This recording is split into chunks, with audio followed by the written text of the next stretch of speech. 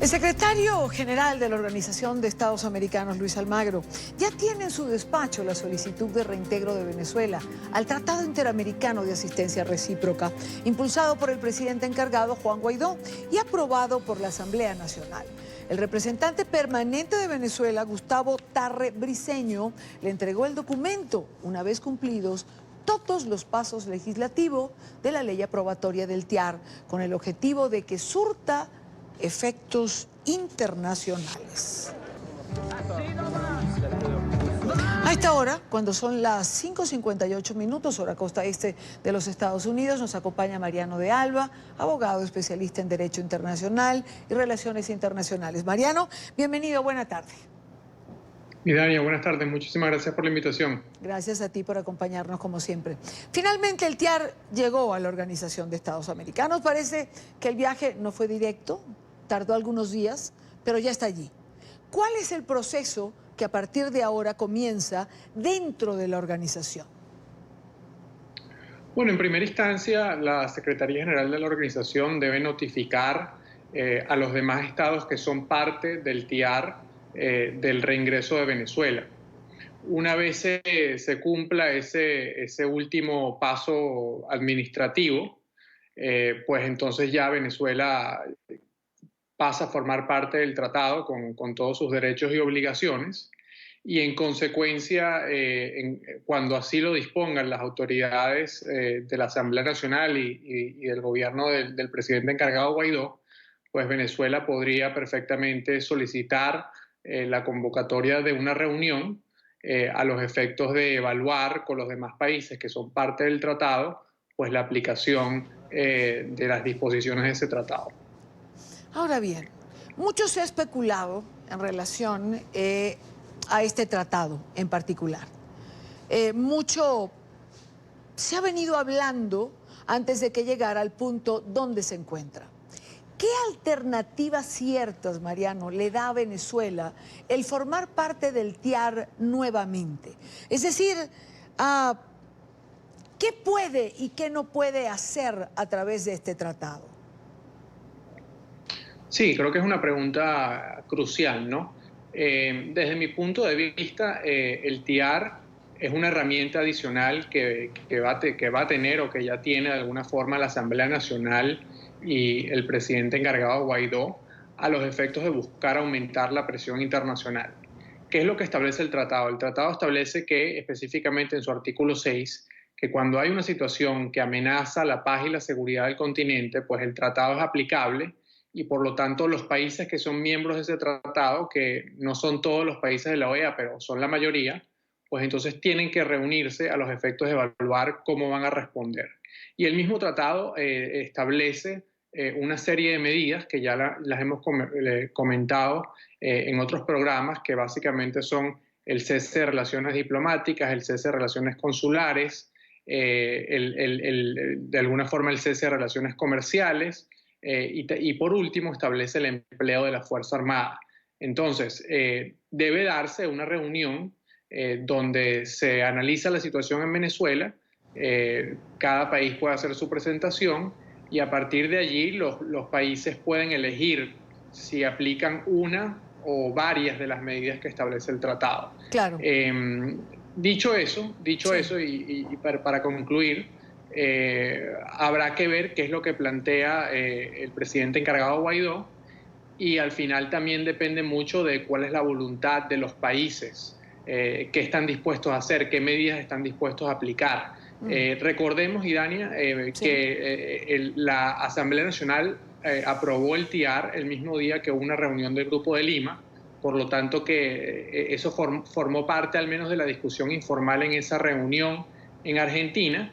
Y al final de esa reunión vimos un canciller de Argentina que por primera vez no descarta la posibilidad del uso de la fuerza, sí, pero la pone quizás como un escenario más adelante o que todavía no es inminente. Y también extraoficialmente ha trascendido que durante la reunión quizás el único gobierno que comentó ese avance del TIAR fue el gobierno de Brasil, y dijo que estaban de acuerdo con que Venezuela reingresara, pero a los efectos de aumentar sanciones.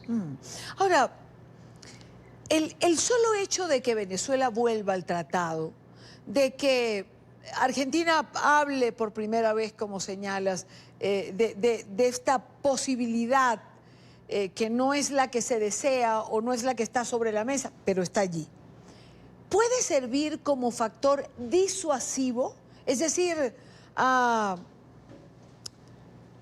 no te muerdo, pero te enseño los dientes, dicho coloquialmente de esta manera, puede de alguna manera hacer que Venezuela se mida en ciertas cosas, sabiendo que el TIAR ahora está allí. Bueno, eso es una pregunta compleja de responder. Yo creo que es posible que pues la posibilidad de que esa herramienta esté allí, no tanto diría yo, pues al régimen de Nicolás Maduro, pero sí algunos de quienes sostienen al régimen.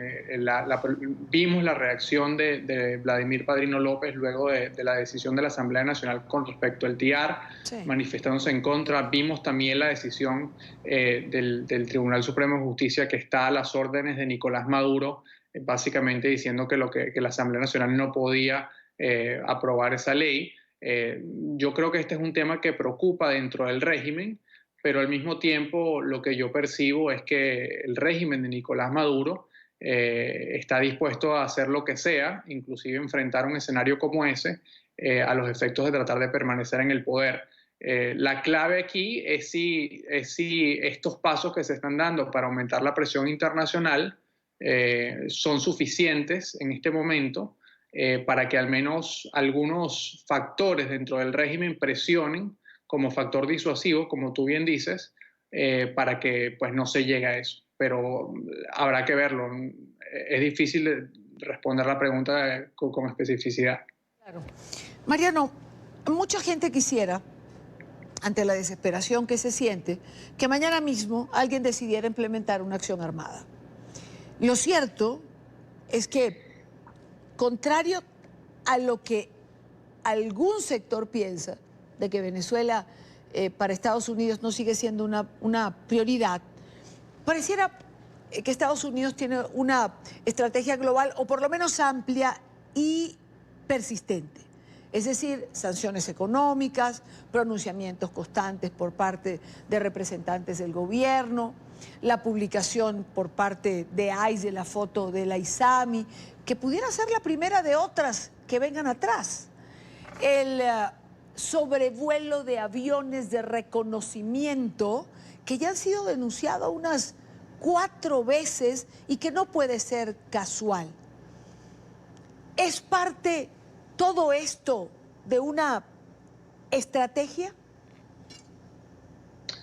Yo creo que sí, a ver, y creo que los propios funcionarios del gobierno estadounidense, el representante especial de Estados Unidos para Venezuela, lo ha dejado muy claro. En este momento la estrategia del gobierno estadounidense es presión política y presión económica. Hoy mismo trascendió, no hay mucho detalle, pero esta misma tarde trascendió que el presidente de Estados Unidos, Donald Trump, había respondido que sí a una pregunta sobre si está considerando implementar un bloqueo a Venezuela. Así que de alguna forma yo creo que en este momento la estrategia de Estados Unidos es presión política, es presión económica hacia el régimen de Nicolás Maduro, sigue buscando que haya un quiebre en el sector militar. Pero también es verdad pues, que por principio y porque no se sabe cómo se va a desarrollar la situación, el gobierno estadounidense no descarta aunque es muy poco probable, el uso. Pues pueden haber incidentes que cambien ese cálculo. Uno de esos incidentes, tú hacías alusión a ello, si hay algún tipo de enfrentamiento o accidente con el sobrevuelo de estos aviones que siguen ocurriendo y que ya la semana pasada o hace pocos días vimos como un avión de la Fuerza Armada venezolana pues de alguna forma voló muy cerca de ese avión y según el gobierno estadounidense lo puso en riesgo. Entonces, de hecho hoy algún funcionario del régimen decía Estados Unidos está buscando algún tipo de incidente con el sobrevuelo de estos aviones, porque creo que son 4 ya. porque fue denunciado uno último en las últimas horas. Sí, a ver, el sobrevuelo de estos aviones viene ocurriendo de forma mucho más evidente desde principios de este año, desde que hubo el nuevo auge de la crisis, ¿no? A ver, el régimen dice eso, sin embargo el gobierno estadounidense insiste mucho en que el sobrevuelo de esos aviones sigue siendo en espacio aéreo internacional. Sí. Sin duda alguna lo están haciendo para tratar de recabar información. También recordemos que el propio jefe del Comando Sur ha dicho que están tratando de entender bien qué es lo que está ocurriendo dentro de Venezuela. Sí. Ese es el motivo de esos vuelos y habrá que ver si eso se traduce en un incidente o no. Yo pienso que es poco probable, pero a veces cuando hay vuelo de aviones y luego claro, también vuela el avión de la Fuerza Armada venezolana, uno nunca sabe qué puede pasar y claro, eso cambiaría los cálculos. Claro.